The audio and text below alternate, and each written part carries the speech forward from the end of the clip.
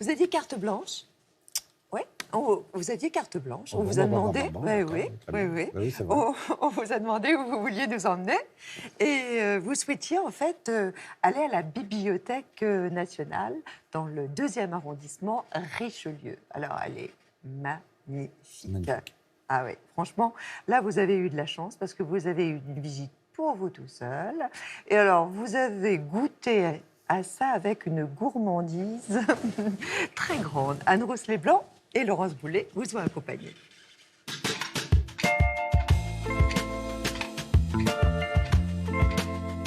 Bonjour, on est à la Bibliothèque nationale. On est venu ici parce que c'est un endroit très mystérieux pour moi. J'avais la sensation qu'il fallait remplir certaines conditions très compliquées pour moi, qui étaient d'avoir fait des études pour rentrer dans cet endroit. Et s'il y a un endroit dans Paris que j'ai l'occasion, grâce à vous, de découvrir, profitons-en. Ce brave Voltaire qui nous accueille, on ressent l'énergie et la malice. Il semble être décidé à révolutionner le monde, ce type-là. Hein.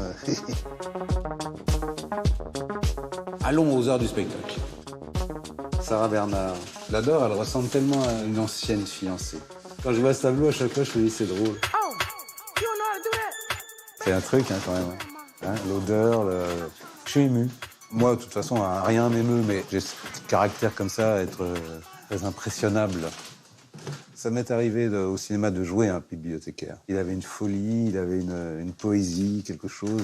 Je comprends qu'on puisse avoir envie de passer sa vie dans une bibliothèque, vraiment. Gérard Philippe. C'était une idole de ma jeunesse, lui, Gérard Philippe. Jean-Louis Barrault. Je ne trouvais pas que c'était un acteur si formidable que ça, mais en même temps, c'est un homme de théâtre. Oh ah, ça alors. Ah, le théâtre des années rock. Magnifique, on faisait avec Catherine Fro. Très, très bon souvenir. Et donc ça, c'était un spectacle qu'on avait écrit au tout début des années 80. On racontait notre jeunesse, quoi, les années 70 et d'où on venait. Ça vous fait bizarre de vous revoir comme ça?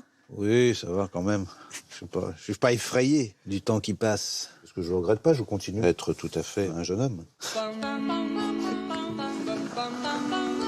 Le château de ma mère.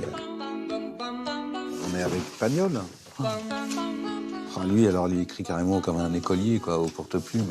Nous attendions d'abord parqués derrière des tubes de fer, dans une longue queue. Nous étions des voisins gênants, car nous emportions toujours de lourds chargements de poissons. Et comment ça se fait que vous savez faire l'accent? Ben voilà, mais justement, à cause de Guédiguian, je suis quand même un peu marseillais, et puis j'ai quand même vécu à Marseille pendant assez longtemps, donc ça finit par imprégner. Et alors maintenant, c'est quoi? Le roi se meurt. Le roi se meurt.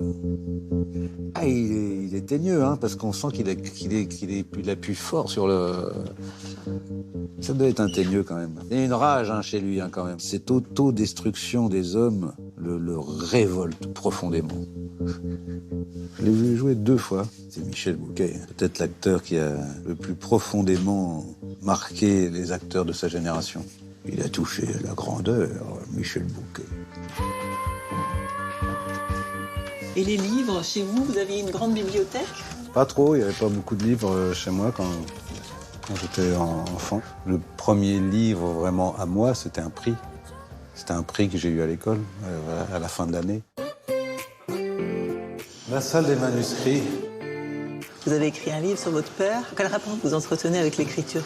Je ne me sens pas légitime, voilà. Donc je me force. Oui, c'est quand même assez douloureux. On ne se rend pas compte à quel point l'écriture, c'est très exigeant. Il faut s'y consacrer vraiment beaucoup. Merci beaucoup.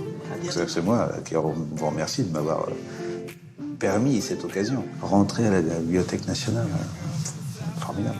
Bon allez, il faut y aller parce que moi, c'est pas tout ça, mais il faut que j'aille jouer aussi. Hein.